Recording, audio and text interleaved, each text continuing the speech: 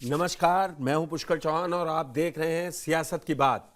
सियासत की बात में बात यूपी बीजेपी में मचे अंदरूनी घमासान की। दिल्ली से लेके बैठकों का दौर जारी रहा है लखनऊ तक। लखनऊ में अलग अलग सीएम ने 18 मंडल में करीबन 16-17 मंडलों की बैठक कर ली, हर मंडलवार। लेकिन जो बड़ी बातें निकल के आई वो बड़ी चौंकाने वाली थी। दोनों डिप्टी सीएम की किसी भी बैठक से दूर रहे। प्रदेश अध्यक्ष भूपेंद्र चौधरी भी मुरादाबाद मंडल में नहीं गए, बैठक में नहीं शामिल हुए। ओम प्रकाश राजभर आजमगढ़ मंडल की बैठक में नहीं शामिल हुए। इधर केशव मौर्य करीबन 150 विधायकों के साथ मुलाकात कर चुके हैं, अलग अलग नेताओं से कर रहे हैं। सीएम योगी ने कल पल्लवी पटेल से मुलाकात कर ली। आज दिल्ली में बैठक है। आरएसएस के नेता शंकरी लाल ने बैठक बुलाई है, जिसमें सीएम योगी आदित्यनाथ, दोनों डिप्टी सीएम ब्रजेश पाठक, केशव प्रसाद मौर्य, भूपेंद्र चौधरी और यूपी संगठन मंत्री बीजेपी धर्मपाल सिंह, 5 लोग मौजूद होंगे। और ये पहली बार जो इतनी हलचल सियासी बयानबाजियों के बीच चला है वो बैठे होंगे। दरअसल सीएम योगी पहुंचे हैं नीति आयोग की जो शनिवार को बैठक होनी है उसमें हिस्सा लेने। लेकिन नीति आयोग की बैठक के बाद उनको दिल्ली में मुलाकात भी करनी है। पीएम मोदी से मुलाकात कर सकते हैं, जेपी नड्डा राष्ट्रीय अध्यक्ष हैं, उनसे बात कर सकते हैं। और बीजेपी शासित राज्यों के मुख्यमंत्रियों की दिल्ली कार्यालय में बैठक भी है। बड़ी हलचल देखने को रहेगी कल, हर तरह से हलचल है। लेकिन क्या ये जो मसले उठ रहे हैं उसके लिए सीएम योगी ने भी एक होमवर्क पूरा किया हुआ है। उनके पास अपनी पूरी रिपोर्ट तैयार है, हर मंडल हर सीट के लिए। क्या है पूरा मसला, पहले देखते हैं ये रिपोर्ट।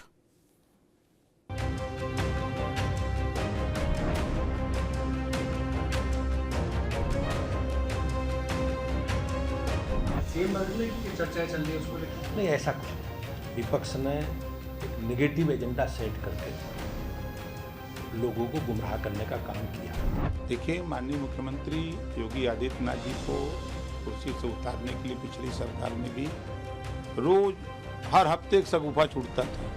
तो ये सब अटकलें जो लगाई जा रही हैं निराधार है, ऐसा कोई बात नहीं। आपको कहीं कुछ नहीं, ऑल इज वेल। सुनने में आया कि मौर्य जी मोहरा हैं, वो मोहरा हैं, दिल्ली के वाईफाई के वो पासवर्ड हैं। अमित शाह अगले प्रधानमंत्री बनेंगे देश के, और उसके लिए जब मोदी जी रिटायर होंगे तो उसके लिए पहले एक आदमी को हटाना जरूरी है जिसका नाम है योगी आदित्यनाथ। लोकसभा चुनाव के नतीजों के बाद बीजेपी में मचे कोहराम का अंत होता नजर नहीं आ रहा है। कभी सरकार से बड़ा संगठन वाला घमासान, तो कभी विपक्ष के लखनऊ से नाराज दिल्ली वाले नैरेटिव ने यूपी की सियासत को गरमा दिया है। बीजेपी और सहयोगी दल के नेता चुनावी हार के लिए योगी सरकार के प्रशासन को जिम्मेदार ठहरा रहे हैं। डिप्टी सीएम केशव प्रसाद मौर्य ने फ्रंट फुट पर मोर्चा खोल रखा है, तो प्रदेश अध्यक्ष भूपेंद्र चौधरी अपनी रिपोर्ट पार्टी को सौंप चुके हैं।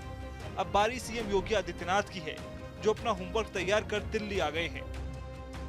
जहां एक तरफ इतनी उथल पुथल मची है, अनिश्चितताओं के वातावरण में अफवाहें तो सीएम योगी के बदलने की भी उड़ने लगी थी, जिन पर मीटिंग से पहले ही भूपेंद्र चौधरी ने विराम लगा दिया है। पार्टी के सब विषय पार्टी के विचाराधीन है, ऐसा कुछ है नहीं। परिस्थिति है, परिणाम जरूर आए, लेकिन vote percent Bharatiya Janata party का उत्तर प्रदेश में भी हमारा सबसे ज़्यादा है। जैसा मैंने कहा कि हम लोग एक राजनीतिक दल के नाते, लोकतांत्रिक राजनीतिक दल के नाते आपस में बातचीत कर रहे हैं और पूरी तैयारी के साथ आगे लोकसभा विधानसभा के उपचुनाव में जाएंगे।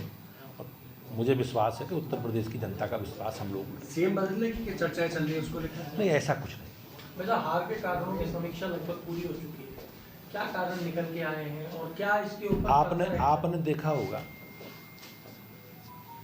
कि विपक्ष ने एक नेगेटिव एजेंडा सेट करके लोगों को गुमराह करने का काम किया है। और उसी का ये परिणाम।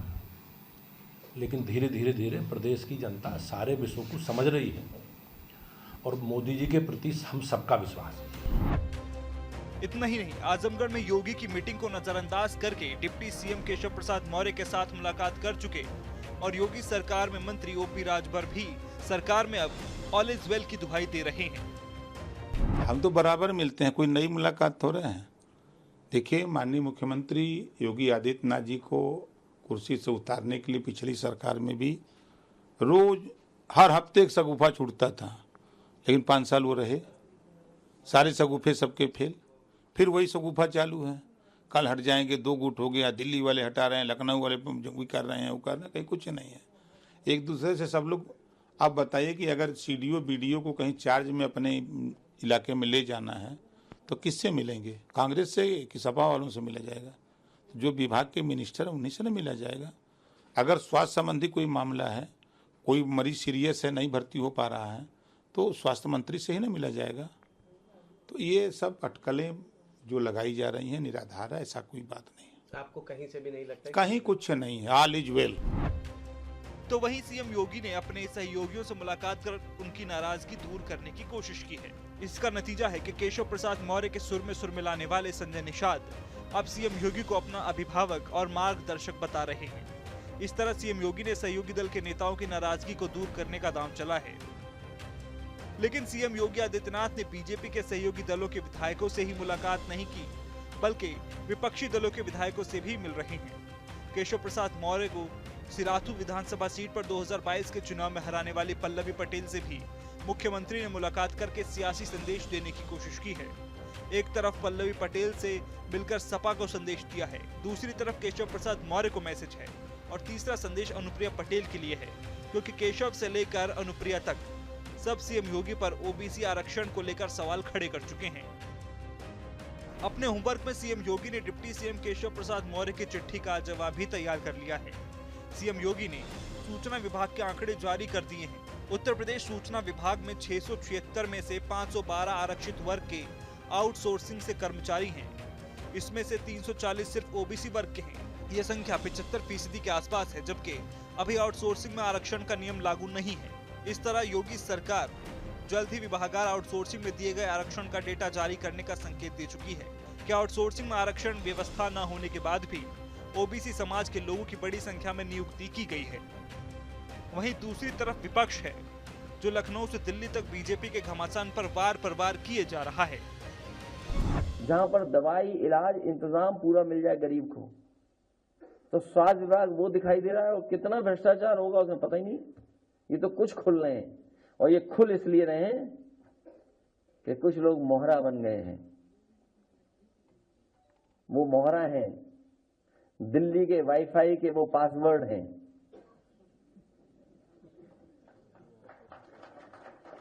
ये नई तरह की टेक्नोलॉजी, तो टेक्नोलॉजी के हिसाब से बोलना पड़ रहा है। आप समझ गए कौन मोहरा है? सुनने में आया कि मौर्य जी मोहरा हैं, दिल्ली के वाईफाई के पासवर्ड हैं। अगर दिल्ली वाले किसी से मिलते हैं तो लखनऊ वाले भी मिल रहे हैं किसी से। तो बताओ सरकार चलेगी ऐसे? क्या सरकार चलेगी बताओ? अमित शाह अगले प्रधानमंत्री बनेंगे देश के, और उसके लिए जब मोदी जी रिटायर होंगे तो उसके लिए पहले एक आदमी को हटाना जरूरी है, जिसका नाम है योगी आदित्यनाथ। उसी काम में लगे हुए हैं। मुख्यमंत्री के तौर पे किसी को भी बना देंगे। भाजपा में तो ऐसे मुख्यमंत्री बनते ही रहते हैं जो उनके हिसाब से चले, ऐसे किसी आदमी को बना देंगे। योगी जी थोड़ा ट्रैक से हट के जा रहे थे, वो मोदी जी को उतना मान नहीं रहे थे, फॉलो नहीं कर रहे थे, तो अब उनको हटाना जरूरी है। बीजेपी 4 जून के नतीजों के बाद से लगातार डैमेज कंट्रोल में लगी हुई है। सीएम से लेकर डिप्टी सीएम तक लखनऊ से दिल्ली तक की दौड़ लगा रहे हैं, तो विपक्ष सवालों की बौछार कर रहा है। तो सीएम योगी दिल्ली में, दोनों डिप्टी सीएम दिल्ली में, प्रदेश अध्यक्ष भारतीय जनता पार्टी दिल्ली में, संगठन मंत्री धर्मपाल सिंह दिल्ली में।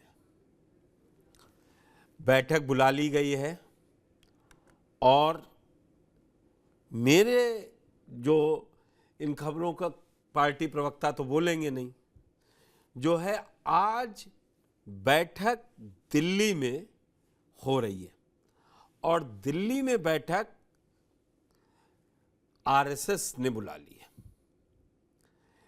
जो अभी तक खबर मिल रही है कि इसको ऐसे देखा जा रहा है कि पहले मसला संघ के पास भी पहुंच जाए, वहां से अपना ठीक ठाक हिसाब किताब अपनी बातें रख दी जाए। सीएम योगी ने इसके लिए पूरी एक रिपोर्ट तैयार कर ली। उन्होंने सभी विधायकों से मुलाकात कर ली। उन्होंने जो संविदा और आउटसोर्सिंग के नाम पर मांगा जा रहा था डाटा, वो भी सार्वजनिक कर दिया है चरणबद्ध तरीके से। उन्होंने सारे मंडल, 18 मंडल हैं, बनारस मंडल छोड़ के सारे मंडल की बैठक कर ली। वो दीगर बात है कि कौन आया कौन नहीं आया, वो भी हो गई। उन्होंने भ्रष्टाचार पर आजमगढ़ में कितनी बड़ी कार्रवाई कर दी यूपी पुलिस ने कि पहली बार होगा कि मतलब इस तरीके के एडीजी और डीआईजी ने जाके खुद कार्रवाई कमान संभाली हो भ्रष्टाचार के खिलाफ। जो कहा जा रहा था कि अधिकारी मनमानी कर रहे हैं, कोई सुन नहीं रहे। मेरे साथ पूरा एक पैनल जुड़ चुका है। प्रेम कुमार जी वरिष्ठ पत्रकार हैं, वो हमारे साथ जुड़ चुके हैं। सैयद कासिम वरिष्ठ पत्रकार हैं, वो मेरे साथ जुड़ चुके हैं। डॉक्टर आलोक पांडे मेरे साथ जुड़ चुके हैं, वो राजनीतिक विश्लेषक हैं, वो पक्ष रखेंगे अपना।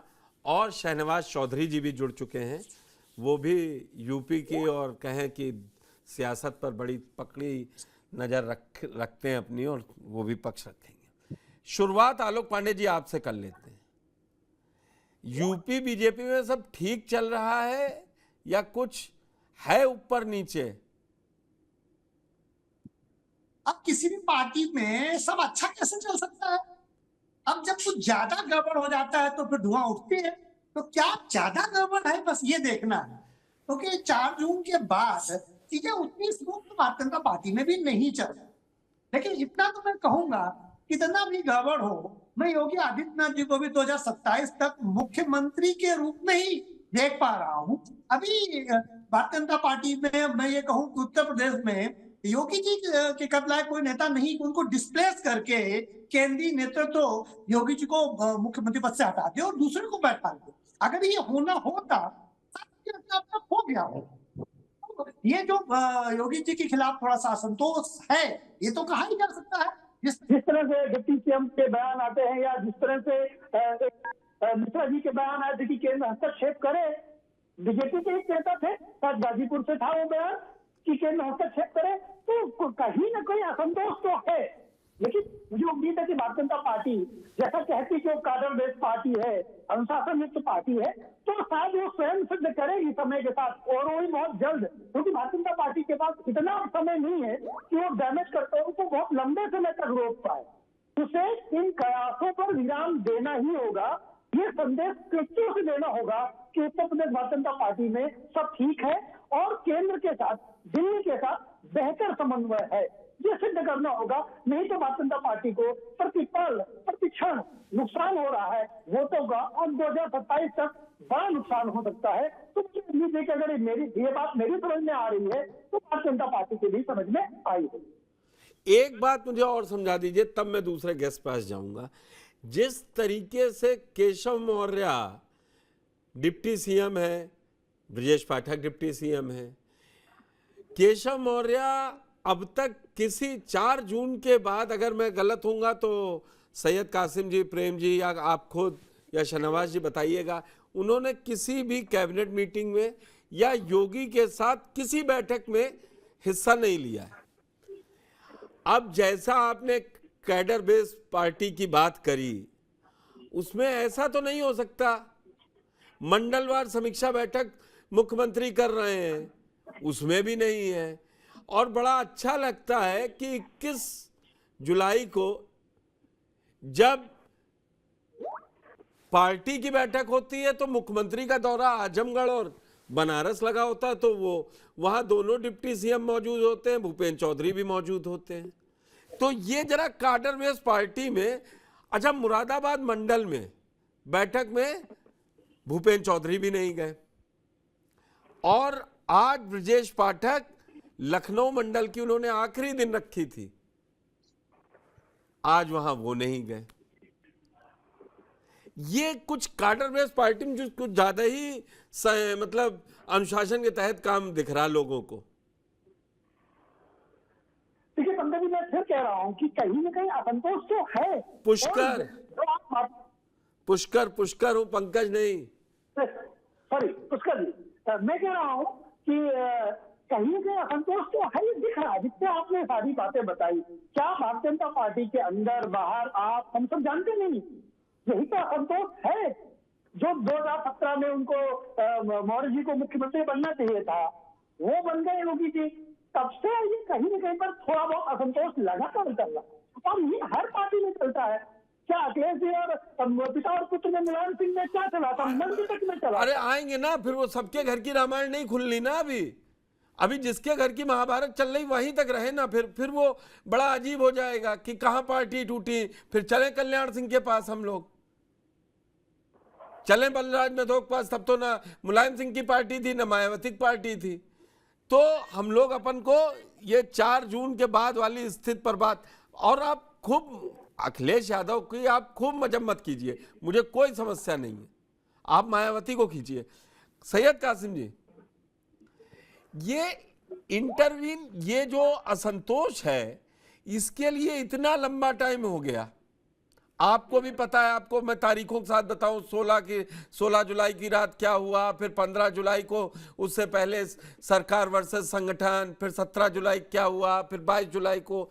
इन सब से इतर अच्छा है 4 जब दिख रहा था केशव प्रसाद मौर्य नहीं, तो क्या कोई ऐसा आदमी नहीं था केंद्र में जो सीधे फोन उठा के कह देता, कहता ये सब बीच बाजार में नहीं होना चाहिए, ठीक है आज ही की तारीख में आ जाना 26 तारीख को। इतना तो अनुशासन हो ही सकता था। कि बात बहुत बिगड़ गई है, अब तो कहीं राहें अलग अलग वाला टाइप कुछ लोग कह रहे हैं। पुष्कर जी शुक्रिया, एक तो बहुत दिनों के बाद हाजिर हुआ हूँ और थोड़ा सा मैं कोशिश किया आपको जोड़ने की और जुड़ नहीं पा रहे थे आप, ये मैं ऑन एयर बोल रहा हूँ। हो सकता है थोड़ा बहुत ज्यादा लग जाए। देखिए ऐसा गालिब का एक शेर है कि बेरुखी बेसबब नहीं गालिब, कुछ तो है जिसकी पर्दादारी। तो इस बात से तो इनकार नहीं किया जा सकता है कि ये बेरुखी बेसबब नहीं है।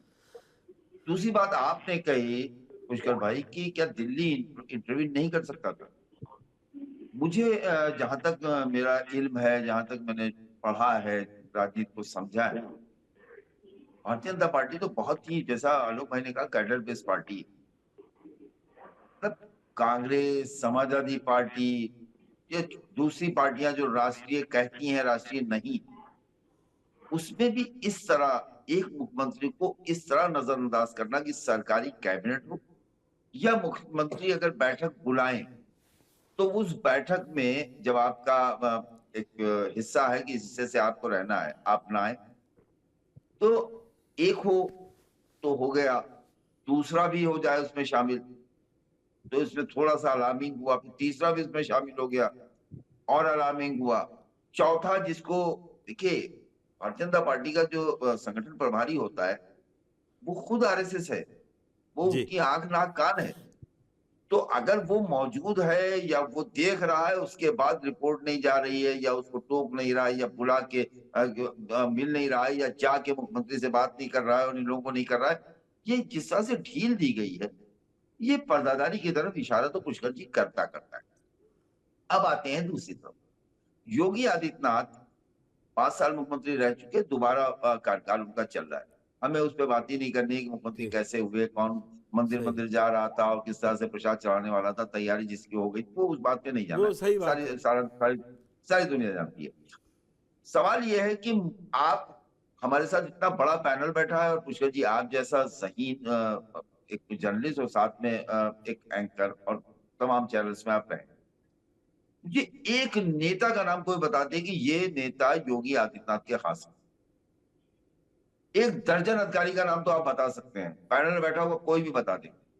योगी जी ने कभी भी किसी नेता को अहमियत ही नहीं दी, जैसे उनकी नजर में कुछ था ही नहीं। ठीक है, आप जैसे काम कर रहे हो करो, ये विभाग देना है, दिल्ली ने कहा इनको पीडब्ल्यूडी तो ले जाइए, दिल्ली ने कहा इनको सब स्वास्थ्य दे दिए, ले जाइए। उनको इस पे भी आपत्ति नहीं कि कौन कौन सा विभाग ले जा रहा है।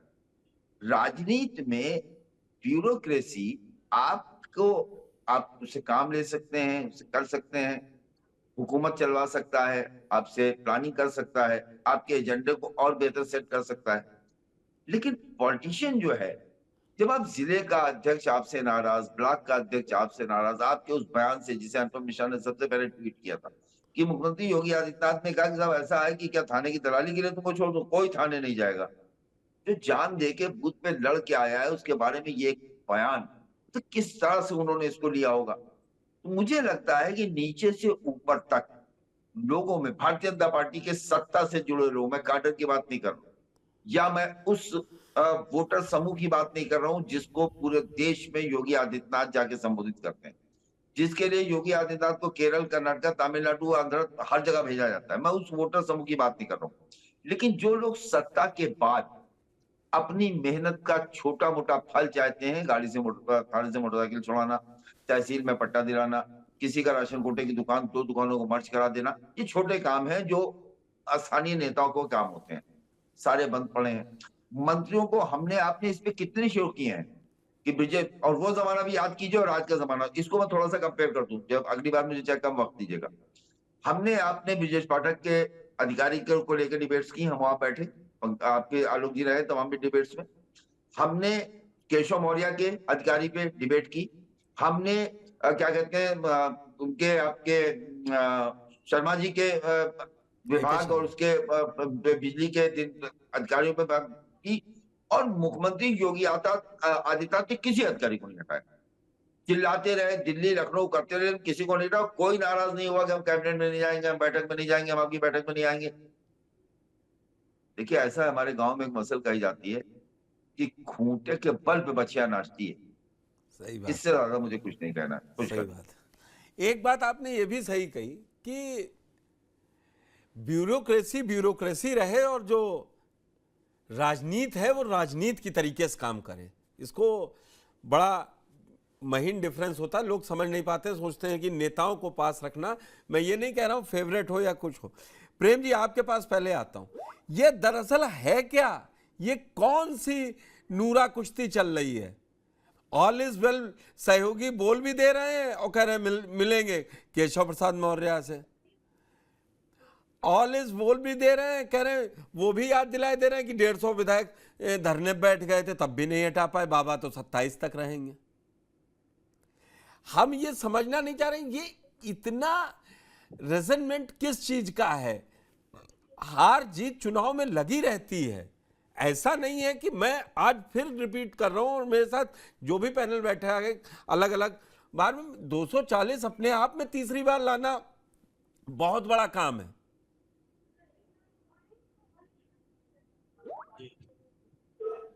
देखिए पुष्कर जी, जो भी बातें अभी घट रही हैं और योगी आदित्यनाथ के प्रतिकूल कही जा रही कि वो कार्यकर्ताओं को वैल्यू नहीं दे रहे थे, कि मंत्री का रसूख नहीं रह गया था, कि ब्यूरोक्रेसी चला रही थी, ये सारी बातें आज पैदा हुई बातें नहीं, ये पहले से चल।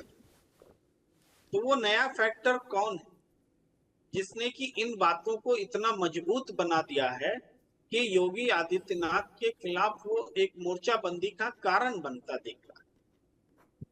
और ये मोर्चाबंदी बीजेपी में उसका स्वभाव नहीं रहा है, खास करके जब से मोदी शाह का रेजिम चला, तो ये मोर्चाबंदी कभी कहीं देखी नहीं गई कि इसके लिए जगह ही नहीं होती। अब ये मोर्चाबंदी इसलिए हो रही है कि इसका एक पक्ष मोदी शाह ही है, अदरवाइज मोर्चाबंदी का सवाल ही नहीं। अब है कि ऐसा कैसे कि क्या योगी आदित्यनाथ का कद इतना बड़ा है कि मोदी शाह से मोर्चाबंदी कर रहे? प्रत्यक्ष रूप में नहीं है। प्रत्यक्ष रूप में तो रोज योगी आदित्यनाथ जी मोदी जी की तारीफ ही करते हैं, है नहीं। लेकिन जैसा कासिम जी ने कहा ना कि खूंटे से बंधने के बाद ही कोई उछलता है, तो जितनी उछल कूद जो हो रही है वो खूंटा वही है, मोदी शाह का खूंटा है, और जिसमें बंधे हुए लोग उछल कूद कर रहे हैं। अब इसको थोड़ा सा एनालाइज करना पड़ेगा कि ये क्यों हो रहा है, ऐसा क्यों? इन सब का कारण चुनाव जनादेश की व्याख्या है। जनादेश को बीजेपी कहीं भी इस तरीके से नहीं जाने देना चाहती कि श्री राम मंदिर होने के बावजूद हम हार गए, कि नरेंद्र मोदी की चमत्कारिक जो बात है उसके बावजूद हम हार गए, वो नहीं चला या वो फेल हो गया। वो वहां ले जाना चाहते हैं कि ये स्टेट में योगी आदित्यनाथ जी हैं, उनके वजह से हार गए, ब्यूरोक्रेसी नहीं सुन रही थी, पकड़ कमजोर हो गई थी, और भी विपक्ष ने नेगेटिव कैंपेन कर दिया। ये सारी बातें जमा कर देना है और हार इसी कारण। तो इसको एस्टैब्लिश करने के लिए योगी आदित्यनाथ जी को तो जाना पड़ेगा कुर्सी छोड़कर। इसके अलावा तो ये एस्टैब्लिश होता नहीं। तो बात ये है कि अब एक बात और हमारे साथी पैनलिस्ट ने कही, पांडे जी ने। हाँ, मैं पूछिए कि पांडे जी की एक बात को मैं समझना चाह रहा हूं आपकी उसमें। उन्होंने कहा वो ऐसा उनका मानना है कि अभी वो योगी जी के बिना बीजेपी को उत्तर प्रदेश में नहीं देख रहे हैं। फिर इस तरीके की क्या वजह है जो उठ रही है? तो आप कह रहे हैं, और आप उसको लाइन खींच के कह रहे हैं कि अब दिल्ली लखनऊ की लड़ाई दिखाकर ये हार का डिबेकल कहीं और शिफ्ट करना चाहिए। दरअसल दिल्ली लखनऊ की लड़ाई की बात उठना भी दिल्ली के खिलाफ है। इसका मतलब है कि योगी इतने स्ट्रांग है कि दिल्ली लखनऊ चल रहा है, ये भी उनके खिलाफ। पर एक बात है, जो बात अभी पांडे जी कर रहे थे ना कि योगी का कोई विकल्प नहीं है, लेकिन इसको हम दूसरे तरह से कहना चाहते। विकल्प तो हर नेता का होता है। बोलिए ना, शिवराज सिंह चौहान का विकल्प था क्या? मोहन यादव जी विकल्प थे क्या? लेकिन बने। या वसुंधरा राजे जी की जगह पे भजन लाल शर्मा जी विकल्प थे क्या? बने। उत्तराखंड में कितने लोग आजमाए गए। यहाँ पर विकल्प से ज्यादा महत्वपूर्ण ये है कि जिसको सब्स्टिट्यूट किया जाएगा, हटाया जाएगा, वो कितना रेजिस्टिव है, वो पार्टी या संगठन को नुकसान तो नहीं पहुंचा सकता है। उनको ऐसा क्या जोड़े रखना भी एक जरूरी बात है। योगी आदित्यनाथ को छोड़ करके बीजेपी राजनीति नहीं कर सकती है। आज की तारीख में आरएसएस का भी बैकअप है, एक बड़ा होता है, एक नैरेटिव सेटर व्यक्ति है, मोदी के बाद योगी कहा जा रहा है, उनको माइनस करके नहीं करते। तो उनको मुख्यमंत्री के अलावा कहाँ सेट किया जाए, किस जगह पे सेट किया जाए? क्या बीजेपी का अध्यक्ष बना दिया जाए? तो इसमें भी उनको खतरा लगता है। तो क्या उत्तराखंड का मुख्यमंत्री बना दिया जाए? योगी आदित्यनाथ को कबूल नहीं होगा, उत्तर प्रदेश छोड़ के क्यों हम उत्तराखंड जाएंगे? लेकिन ये भी विकल्प है। तो क्या किया जाए, कहाँ ले जाए? सेंटर में मिनिस्टर बनाए, जैसे शिवराज सिंह चौहान जी को बनाया, तो भाई गृह मंत्री से नीचे कोई नहीं चाहिए, एक रक्षा मंत्री तो है ही राजनाथ सिंह, कौन सा पोर्टफोलियो देंगे? तो सवाल है कि योगी आदित्यनाथ जी का करेंगे क्या, आप बिठा देंगे क्या? ठीक है, तो इसीलिए ये रास्ता नहीं निकल रहा है जी। अगली बार आता हूं। अगला शहनवाज जी, आपने तीनों लोगों की बात सुनी। ये बड़ी बेबाकी से तीनों लोगों ने कहा अपने अपने अंदाज में कि कुछ तो चल रहा है। बिल्कुल बिल्कुल। लेकिन अब आपको क्या लग रहा है, जो प्रेम जी ने लाइन खींची कि चक्कर ये है कि फैसला तो कोई ले लिया जाए, लेकिन जो हटेगा या जो आएगा वो कितना दिल्ली का विश्वस्त रहेगा, और जो हटेगा उसको एडजस्ट कहाँ किया जाएगा, ऐसा प्रेम जी का मानना है। साथ ही अखिलेश यादव जो मजाक में कहें हर दिन एक मॉनसून ऑफर, विंटर डिस्काउंट वाली बात कह के, या आज मोहरे वाली बात कही, आपको क्या लग रहा है, वो लड़ाई को अगड़ा वर्सेस पिछड़ा दिखाने की नहीं कर रहे हैं? देखिए, मैं दूसरी बात कहना चाह रहा हूँ। योगी आदित्यनाथ जी को शिवराज सिंह चौहान समझना या वसुंधरा राजे सिंधिया समझना भारतीय जनता पार्टी की बहुत बड़ी भूल होने वाली है, अगर वो ऐसा सोचते हैं। और रही बात हार की समीक्षा की, अगर मान लीजिए 1% मान लेते हैं, योगी आदित्यनाथ जी उत्तर प्रदेश की हार के लिए जिम्मेदार हैं, ठीकरा उन पर फोड़ना चाहते हैं, आप ठीक है फोड़ दीजिए। फिर राजस्थान में किसके ऊपर ठीकरा फोड़ा जाएगा? वहां तो प्रदेश अध्यक्ष बदल दिया कल रात। हरियाणा में किस पर ठीकरा फोड़ेंगे? महाराष्ट्र में किस पर फोड़ेंगे? ठीक है, वहां बदल दिया। हरियाणा में किस पर फोड़ेंगे? महाराष्ट्र में किस पर फोड़ेंगे? कर्नाटक में किस पर फोड़ेंगे? सच्चाई क्या है, कोई भी भारतीय जनता पार्टी का नेता सच्चाई स्वीकार नहीं करना चाहता, पता उन सबको है, बोलना नहीं चाहता।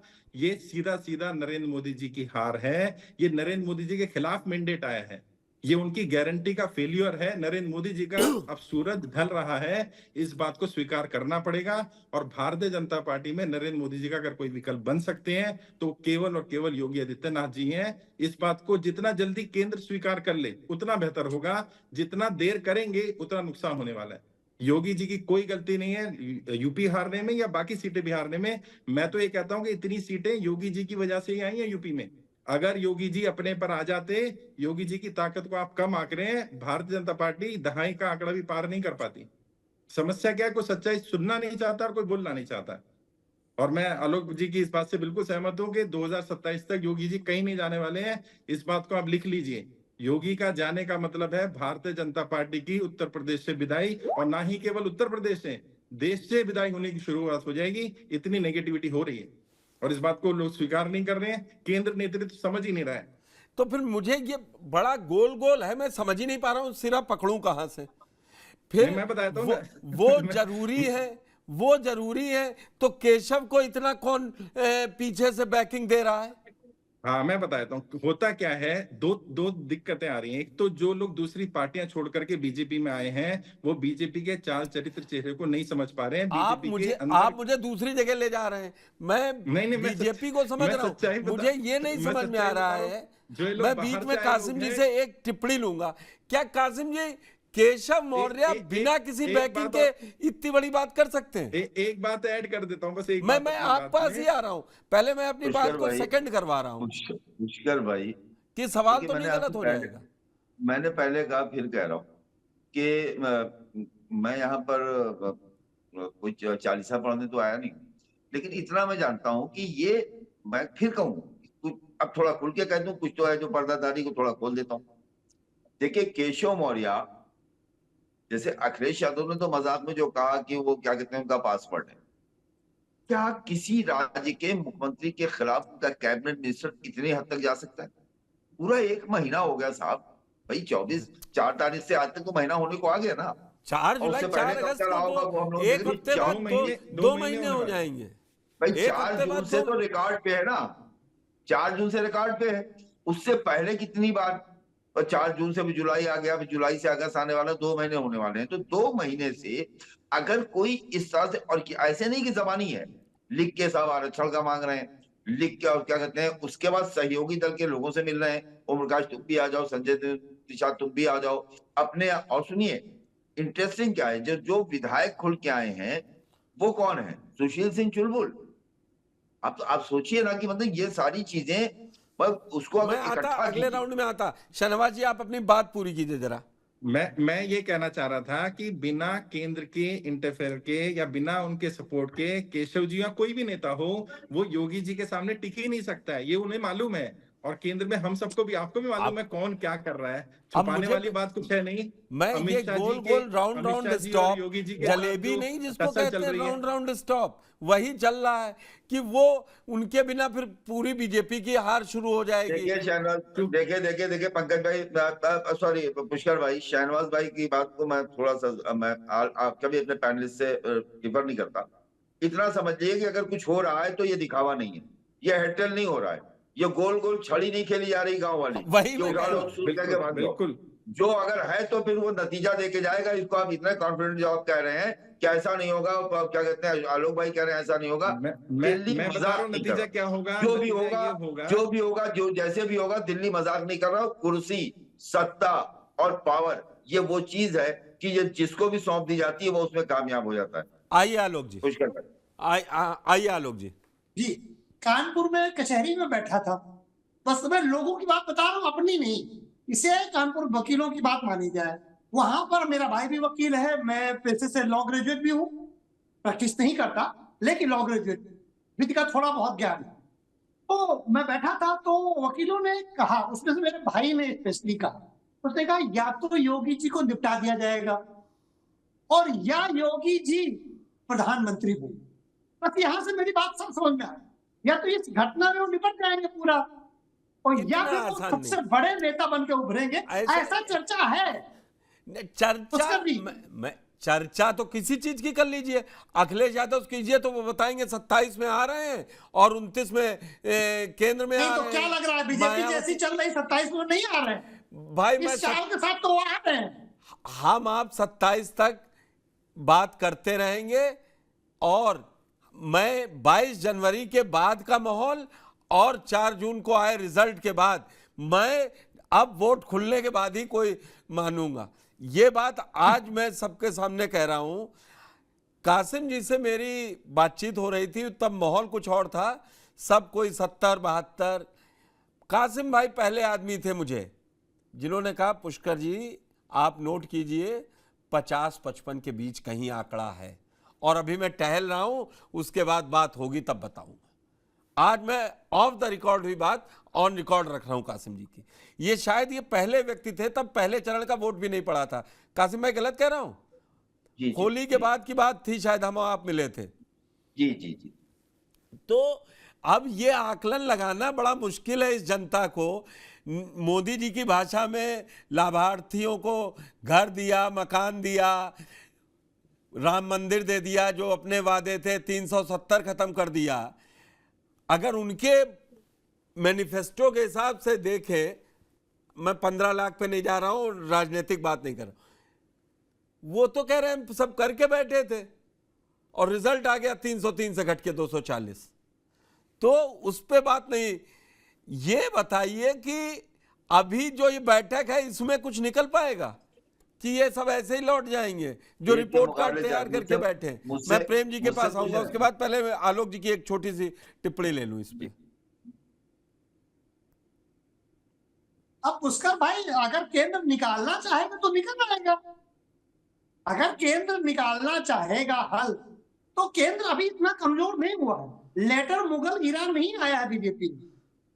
अभी वो मतलब औरंगजेब और अकबर वाला, मतलब अकबर का ना मानो आप, औरंगजेब मान लीजिएगा, लेकिन अभी उसके बाद का ईरान नहीं आया।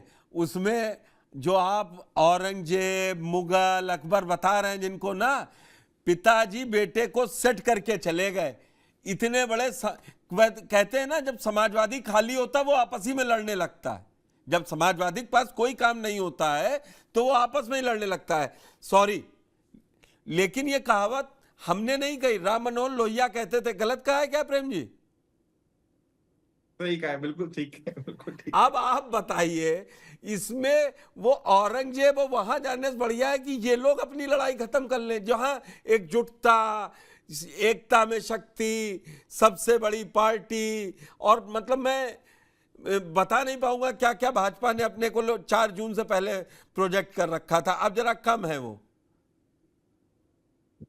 पुष्कर जी मैं बस एक बात कह दूं अपनी बात। मैं कह रहा हूं कि जो मैं कहना चाहता हूं इशारे में, चलो खुल के कहता हूं कि अगर केंद्र की सरकार ये तय कर ले कि यूपी का डिस्प्यूट खत्म होना है तो कल हो जाए। मैं ये कह रहा हूं।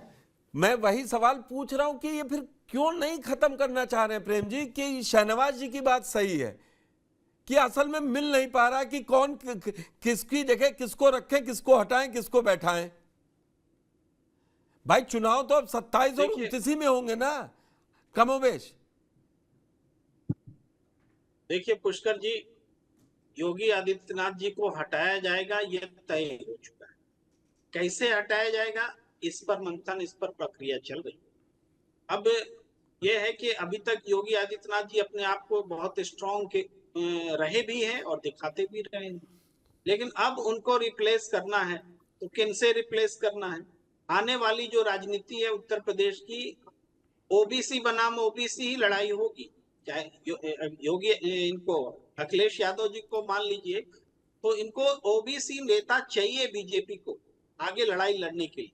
तो अभी उनको केशव प्रसाद जी दिख रहे हैं, और इसके इर्द गिर्द कैसे हो तो देखिए एलाइज जो भी है, चाहे जिस कारण से हो, वो भी केशव प्रसाद के साथ में समर्थन दिखाते हुए, शो करते हुए बाहर में दिख रहे हैं।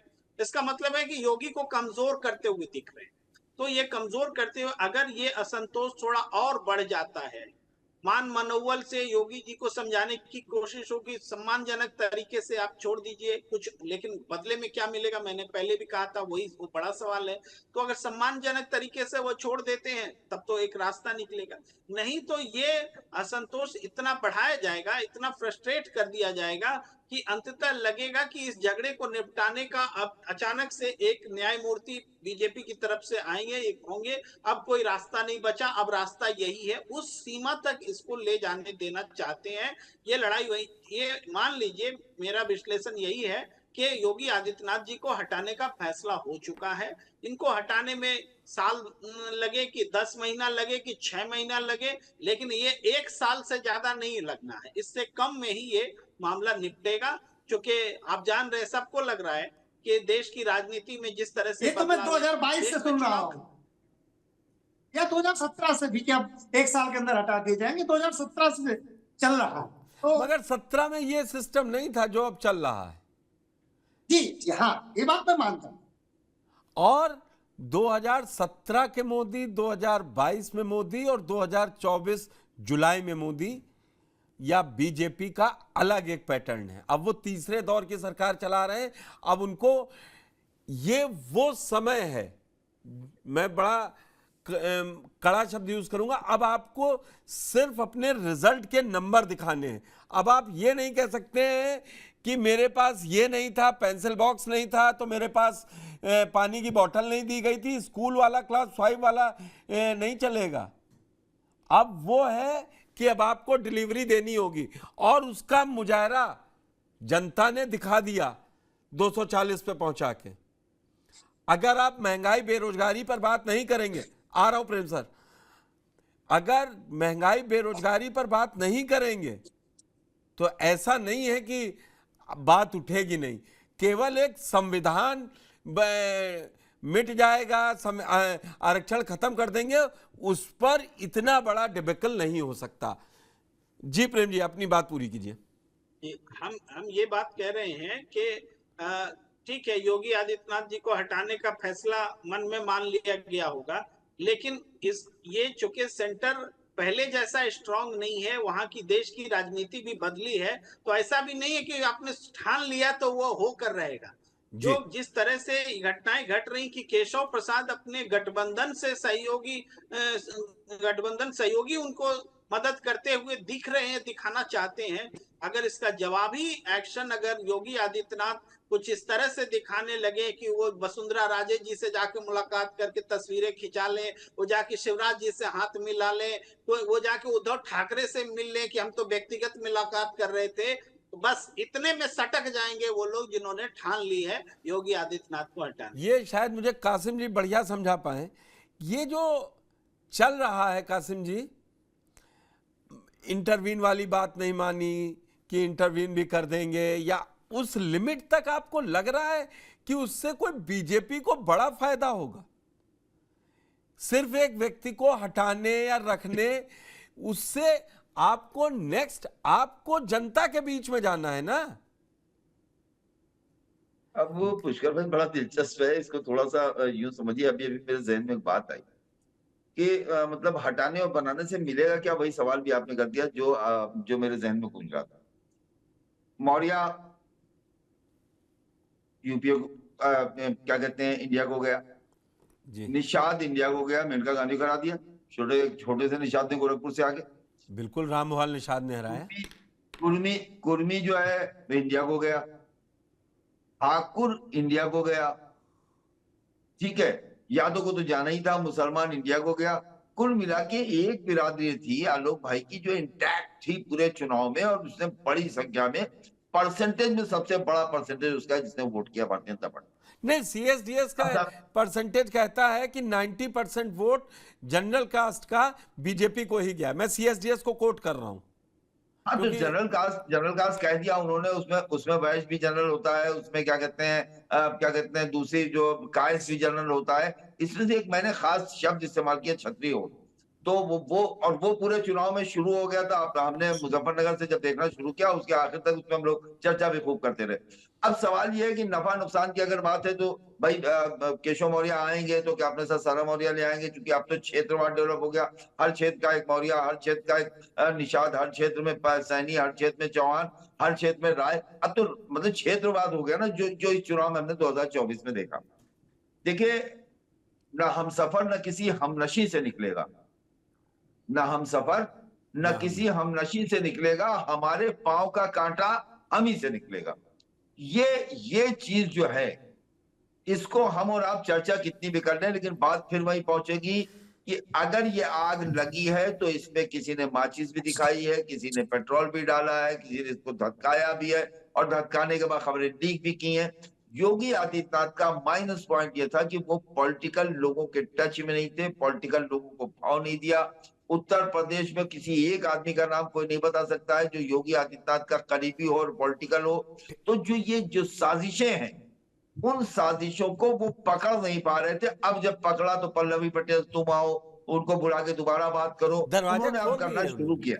मैं आपकी बात समझ गया शहनवाज जी, आपसे मेरा सीधा सवाल यही है कि योगी आदित्यनाथ आज मतलब सेंटर ऑफ स्टोर में, या उनके सामने समस्याएं या चीजें इसलिए खड़ी हैं कि वो पॉलिटिकल नहीं थे, कि तुमको सेट कर दिया, उस मंडल के विधायक को बुला के यहाँ सेट कर दिया, उसको यहाँ निगम पट्टा दे दिया, या वो काम कर रहे थे, वो लॉ एंड ऑर्डर सुधार रहे थे। तो विपक्ष आरोप लगाता ठीक था, लेकिन जिस तरीके से अब अपने ये सवाल उठा रहे हैं, आपको पता है विधायक क्या क्या चिट्ठी लिख रहे हैं? जी, देवेंद्र सिंह की चिट्ठी कमजोर नहीं है, फतेह बहादुर सिंह ने कह दिया ये पुलिस मेरा एनकाउंटर करवा देगी। आज चिट्ठी आ गई, उसके हम सब लोग मायने जानते हैं कि क्या है, छापे पड़ रहे हैं वहां कैंपियरगंज में। तो आप एक चीज को सेटल करने के लिए, दिखाने के लिए कि अब क्या ओम प्रकाश राजभर ये बोले ऑल इज वेल, और सामने आके जो साउंड बाइट हम लोगों ने चलाई कि पिछले 5 साल पहले भी हटाने की बात हुई थी, Om Prakash Rajbhar is the first one जो एक दूसरे कैंप में खड़े होंगे। मैं प्रेम जी की बात से सहमत हूं, शायद उन्होंने कहा है या किसने। तो ये नहीं पुष्कर, मैं बिल्कुल सहमत हूं आपकी बात से, और बल्कि मैं कासिम जी की बात से भी सहमत हूं कि राज्य में उन्होंने नेताओं के साथ कोई गुटबाजी नहीं की, अपना कोई गुट या अलग से अपना खेमाबंदी नहीं करी, और ना केवल राज्य में, केंद्र में भी नहीं करी उन्होंने। केंद्र में भी उनके लिए बोलने वाला कोई भी व्यक्ति नहीं है वहां पर। और अब समस्या क्या आ रही है, योगी जी को अगर राज्य से निकाल के केंद्र में लाया जाए तो केंद्र में भी ऐसा नहीं है कि उनका समर्थन है, बल्कि उनके विरोध में राइट, मतलब अमित शाह जी सीधा सीधा खुद खड़े हुए हैं। तो केंद्र में ला नहीं सकते, राज्य से ऑलरेडी केशव प्रसाद मौर्य जी को लगा दिया है, तो अब योगी जी का करेंगे क्या? तो ये समस्या आ गई है, और इसलिए उन्हें मतलब जो आपका सबसे बड़ा, अब फिर मैं आपसे एक सवाल इसी में ऐड कर देता हूं जी। पीएम मोदी और अमित शाह जी के बाद अगर पूरे देश भर में किसी की रैलियां हुई थी, अगर मैं गलत हूं तो सीएम योगी की हुई थी, बीजेपी के पार्टी के हिसाब से देखें। बिल्कुल उन सबसे बड़े नेता नंबर 3 में वही हैं। जेपी नड्डा साहब की भी उतनी पूछ नहीं है जितनी उनकी पूछ हो रही है। अब फिर मेरी ये नहीं समझ में आ रहा कि मतलब एक आदमी जो काम कर रहा है, जो डिलीवर कर रहा है, किसी ने दूसरी बार सत्ता में रहते, मुख्यमंत्री रहते, कांग्रेस पार्टी को नहीं जिताया।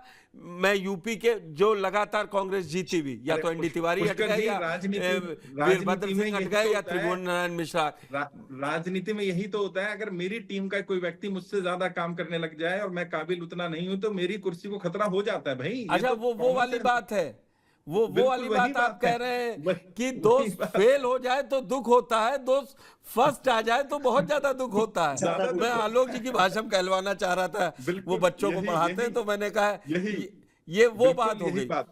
प्रेम जी हट के हिंदुत्व का जो बड़ा चेहरा है वो योगी जी बन गए, वो नरेंद्र मोदी जी नहीं है अब हिंदुत्व का बड़ा चेहरा, और ये बात मोदी जी को भी पता है और बाकियों को भी पता है। प्रेम जी एक बात और भी है, बीजेपी को नया अध्यक्ष भी मिलना है, जिसका आपने सबसे पहले अपने वक्तव्य में बात कही थी। तो ये सारी कवायद नए एक न्यू बीजेपी को भी प्रस्तुत होना होगा ना। अगला चुनाव, बड़ा चुनाव 29 में और 27 में है, अगर पूरे देश के लिहाज से देखें। मतलब 27, 28, 29 रहेंगे हिंदी पट्टी के राज्यों के। और तो अब जो अध्यक्ष आएगा, या अब वो ये इतना यूपी से इसलिए शुरू हो रहा है कि मोदी के बाद कौन वाली स्थिति आ गई अभी से। 2024 का चुनाव 4 जून को आया और हम 29 जुलाई 2024 को ये डिस्कस करने लगे, क्योंकि अब आगे अगला कौन, जैसा संजय सिंह ने भी कहा, आरोप लगाया। जी देखिए पुष्कर जी, मुझे पांडे जी की वो बात सही लग रही है जो उनके भाई ने उनसे कही कि योगी आदित्यनाथ जी अगर ये यहाँ से उखड़ते हैं तो सीधे प्रधानमंत्री की तरफ जाते हैं। वो हम ये नहीं कह रहे हैं कि भावी चुनावी परिदृश्य को देखकर ये बात नहीं कह रहे हैं। देखिए ये एक डील के तहत, समझौते के तहत ही होगा इनका हटना। तो हटना यूं ही नहीं होगा। योगी आदित्यनाथ आम नेता दूसरे जैसे नहीं कि हटा दिए और कहीं राज्यपाल बना दिए और बिठा दिए एक्टिव पॉलिटिक्स से। अरे भाई, ये उनकी अभी उम्र ही क्या है जो वो राज्यपाल बन जाएंगे जाके।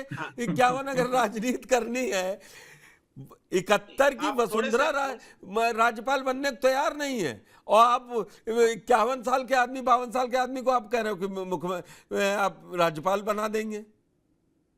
नहीं, उनसे थोड़े ज्यादा रघुवर दास तो बने ही हुए हैं, लेकिन राजनीति में संभव है, लेकिन योगी आदित्यनाथ नहीं बनेंगे, ये हम कह रहे हैं।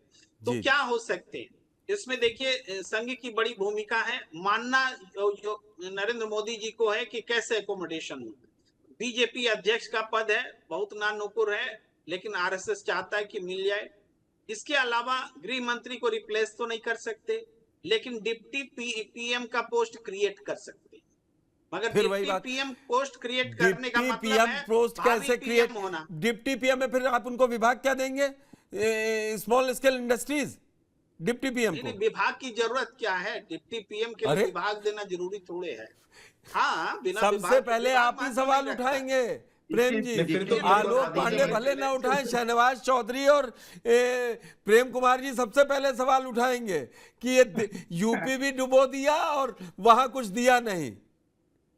देखिए ये बात है, लेकिन मैं तो मानता हूं दो पोस्ट बनते हैं, 2 पोस्ट बनते हैं जो जिस पर कहीं समझौता जहां मान सकते हैं योगी आदित्यनाथ। लेकिन ये अमित शाह नहीं मानेंगे ना। अमित शाह की जो एम्बिशन है वो नंबर 2 वाली है। अब जैसे चाहे पार्टी अध्यक्ष बनाए, चाहे डिप्टी पीएम, जो हिपोथेटिकल आप मान लीजिए थोड़ी देर के लिए, ये दोनों पोस्ट ही नंबर 2 वाली जगह पर ले जाता है, नरेंद्र मोदी जी की जगह पे ले जाता है कि उनके बाद कौन। इसीलिए ये मामला इतना आसान नहीं है सुलझना। ये बात मैं कंक्लूड कर, ये बात कंक्लूड मैं एक बात बोल रहा हूँ बस मैं। देखिए क्या होता है कि अभी इसका सोल्यूशन हो सकता है आराम से। नरेंद्र मोदी जी और अमित शाह जी को 2 को हटाइए, भारतीय जनता पार्टी नॉर्मल हो जाएगी, बिल्कुल ये सारी समस्याओं का समाप्त हो जाएगी। लेकिन प्रॉब्लम क्या है? प्रॉब्लम ये सच्चाई तो यही है कि शहनवाज जी, मुझे लग रहा है कि आज आप किसी दूसरे मोड में हैं। नहीं, मैं दूसरे मोड में नहीं हूँ, मैं पॉलिटिकल ट्रेनर हूं। आप किसी दूसरे मोड में हैं। और आरएसएस को ये निर्णय लेना पड़ेगा कि इन दोनों के पर काटे जाएं और योगी जी को आगे बढ़ाया जाए, तभी भारतीय जनता पार्टी बच सकती है। वरना बहुत बुरी स्थिति में ला दिया है दोनों ने मिलकर के भारतीय जनता पार्टी को। ये सच्चाई है, ग्राउंड रिपोर्ट बता रहा हूँ। अब माने ना माने, कुछ स्वीकार ना करे तो शहनवाज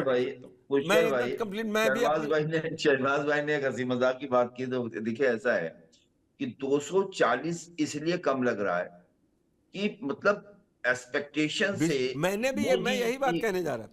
मोदी का एक्सपेक्टेशन उस पर 240, 130, 135, 138, 168, 162 बना के 10 साल सरकार चला ली मनमोहन सिंह।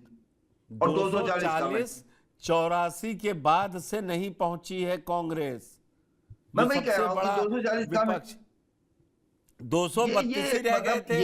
देखिए ऐसा नहीं, ये नहीं है पुष्कर भाई, मुझे कहने दिए, मैं कभी इस तरह की बातें नहीं करता हूँ। मैं सैयद कासिम हूं, तो इसका मतलब ये नहीं है कि मैं कहूं कि मोदी अमित शाह फेल है। मोदी अमित शाह अपने तीसरे टेन्योर में भी बेहतरीन लड़के आए हैं। साउथ में जहाँ खाता खोल दिया, जहाँ उनको कोई पूछता नहीं था, क्या कहते हैं, उड़ीसा में उन्होंने जो सुपड़ा साहब कर दिया, क्या वो योगी आदित्यनाथ बैठे हुए थे क्या?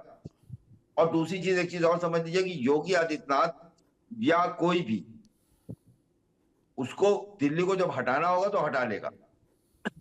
और ये भी समझ लीजिए कि उपचुनाव से पहले हटेंगे, वरना योगी आदित्यनाथ 27 तक नहीं हटेंगे। पुष्कर भाई नहीं, 27 तक नहीं हटने वाले योगी जी। मैं आपको आज बता रहा हूँ, आप ये बात समझ लीजिए, इस बात को स्वीकार कर लीजिए।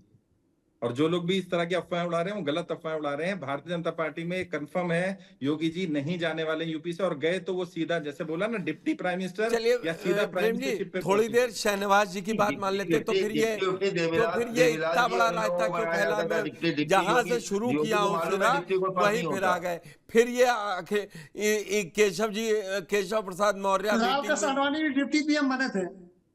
जी हाँ, बिल्कुल बने थे और बन सकते हैं। और गृह मंत्रालय अगर अमित शाह जी को भी नहीं, फिर पीएम नहीं बन पाए। जो लोग डिप्टी बने आज तक पीएम नहीं बने। डिप्टी नहीं बने थे, डिप्टी नहीं बने, गृह के साथ बने थे आलोक भाई।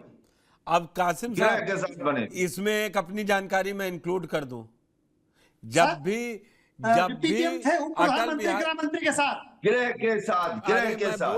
अब मैं राइटर दिए दे रहा हूं, समझ लीजिएगा। जितनी बार अटल बिहारी वाजपेयी बाहर विदेश दौरे पे गए, ये आरटीआई में निकलकर सामने आया था, उन्होंने नंबर 2 की पोजीशन नहीं दी ऑन पेपर। अब क्या था, क्यों डर था, ये मुझे नहीं मालूम। प्रेम जी, ये अगर इससे अगर कुछ होना नहीं है, इन लोगों की बात आप भी फॉर एग्जांपल ले लीजिए, जैसे हमने आप, तो फिर ये अखिलेश यादव के लिए बड़ी बम सिचुएशन है। जो मैं ओपनिंग रिमार्क में नहीं ले रहा था आलोक जी की बात, वो फिर तो ये कम से कम उत्तर प्रदेश में अखिलेश यादव के लिए या विपक्ष के लिए बड़ा अच्छा है। कासिम जी कहेंगे मायावती भी हैं, तो हमने सबको जोड़ दिया। देखिए, उत्तर प्रदेश में बीजेपी जितना जल्दी सेटल कर ले इस मामले को, उसी में भलाई है भारतीय जनता पार्टी। अगर ये सेटल नहीं होता है, चाहे जिस कीमत पर हो, जितनी भी हमने चर्चा की, काल्पनिक हो, वास्तविक हो, किसी भी कीमत पर ये सेटलमेंट अगर हो जाता है, तो बीजेपी पूरे देश में फिर से वापसी कर सकती है, स्ट्रांगली कर सकती है। लेकिन ये सेटल नहीं होता है तो यूपी डिबेकल का कारण बनेगा भारतीय जनता पार्टी। ये बात शहनवाज जी ने भी कही थी। अब समय भी खत्म हो रहा है, मैं कासिम भाई से लास्ट लूंगा। कासिम भाई, ये हकीकत है, अगर ये खत्म नहीं हुआ, मैं राज्य में, मैं देश में तो अभी नहीं कोई टिप्पणी कर रहा हूं, क्योंकि अभी बहुत समय है, 59 महीने का समय है कोई भी रिजल्ट आने में।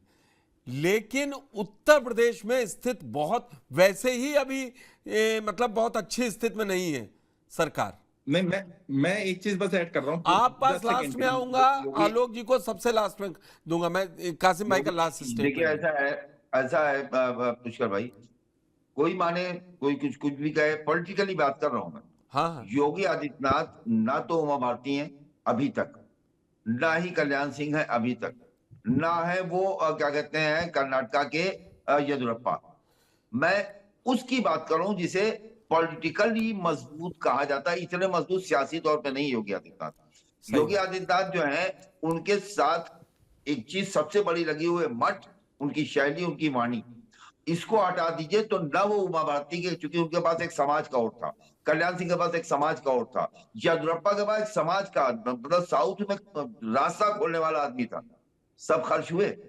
तो ऐसा नहीं, देखिए राजनीति में सबका विकल्प होता है। जिसको भारतीय जनता पार्टी ने योगी आदित्यनाथ को बड़ा किया तो बड़े बने। ये बात योगी आदित्यनाथ इसको मैं इंडोर्स करूंगा कासिम जी की। ये बात किसी एक व्यक्ति के लिए नहीं है, ये अगर राजनीतिक तौर पर देखा जाए, और जो इस बात को नहीं इंडोर्स कर रहा है, अगर मैं शहनवाज जी आपको कह रहा हूं, ये बात विकल्प तो फिर कोई आता ही नहीं। नेहरू और इंदिरा के बाद विकल्प होता है। योगी आदित्यनाथ हिंदुत्व का बहुत बड़ा चेहरा है और उसका कोई विकल्प इस समय देश में नहीं है, इसको स्वीकार करना पड़ेगा। शहनवाज जी, अब हिंदुत्व वाली राजनीति के दिन चले गए हैं। इतना बड़ा चेहरा उत्तर प्रदेश में अखिलेश यादव राहुल गांधी को सीधे देके बैठ गया। अगर इतना बड़ा चेहरा था तो बड़े चेहरे तो शिवराज किसी और की नहीं है। ठीक है आलोक जी, अब ये जितनी योगी जी की फैन फॉलोइंग है उतनी नहीं है किसी की भी। 22 राज्यों में होकर क्या होंगे। फिर शहनवाज जी, इस बात को स्वीकार करिए। अरे भाई स्वीकार कर ले, नंबर कहाँ है? नंबर है ना। अगर योगी जी को फ्री हैंड दीजिए, ये 303 की बजाय 330 सीटें आएंगी। अरे ये बात योगी जी को कहने दीजिए ना फिर कि योगी आदित्यनाथ का, अगर योगी आदित्यनाथ को अखिलेश यादव बनाना चाहते हैं तो आप समझ सकते हैं इसके पीछे मकसद क्या है। आलोक जी क्या लग रहा है अखिलेश यादव? मैं नहीं बोल रहा हूँ, मैं अखिलेश यादव की तरफ से नहीं बोल रहा हूँ। भाई क्या हो गया आपको? नहीं, आपको नहीं, मैं अखिलेश के बयान पे कह रहा हूँ। वो अखिलेश जी के बयान, वो आपके लिए नहीं बोले। मैं तो अपनी बात कर रहा हूं। मैं ये कह रहा हूं कि जो सच्चाई है उसको कोई बोलना नहीं चाहता है। और मैं एक बात बता दूं, नरेंद्र मोदी जी के चेहरे पे अब वोट नहीं मिलेगी। अगर विधानसभा के 3 राज्यों के चुनाव होने वाले हैं, बीजेपी बुरी तरह हारेगी। अगर कोई भी उम्मीदवार ये सोचे कि मोदी के नाम पे मुझे वोट मिल जाए, मैं उपचुनाव पर लास्ट ले लूं। वो दौर चला गया। चुनाव मोदी के नाम पे हो ही नहीं रहा। अब तो राज्यों का चुनाव है, वो अब तो दौर अपने चला नाम पे गया। होना है। ठीक है, आलोक जी क्या लग रहा है, अगर एक पैनल में सहमत नहीं बन पा रही और इतनी बड़ी बड़ी बातें निकल के आ रही हैं, तो आपको लग रहा है कि 10 सीटों के उपचुनाव वाली बात जो कासिम जी ने कही, या तो पहले हटा लो, नहीं तो फिर 27 मार्च में चुनाव के बाद जो रिजल्ट आए तब देख लेंगे। बिल्कुल कासिम जी की बात से सहमत होने के सिवा ज्यादा विकल्प है नहीं है, मजबूरी में होना पड़ता है उनसे सहमत। एक बार नहीं हुए थे तो फिर दिक्कत हो गई थी हमें। लेकिन अगर मैं अपना लॉजिक बताऊं, वो जो कह रहे हैं उनकी बात में ज्यादा संभावना है, लेकिन मैं शाहनवाज साहब भाई की तरफ जाऊंगा। अगर आप मुझसे पूछे वोट में इधर दे दूंगा और हाँ मैं इधर करूंगा। राजनीति ऐसी होती है फिर ना। ठीक है, फिर आपका मॉनसून ऑफर और विंटर मॉनसून सेल और विंटर ऑफर वाला ही बात आप कर रहे हैं। ठीक है, तो ये तय है कि दिल्ली में यूपी सरकार मौजूद है। अब वहां से वो क्या संदेश लेके लखनऊ लौटेंगे, सब आशा यही की जा रही है। ओम प्रकाश राजभर के सेंटेंस में कहें ऑल इज वेल रहेगा बीजेपी में। प्रेम जी आपका बहुत बहुत धन्यवाद, सैयद कासिम आपका, डॉक्टर आलोक पांडे आपका, और शाहनवाज जी आपका भी हमारे साथ जुड़ने के लिए बहुत बहुत धन्यवाद।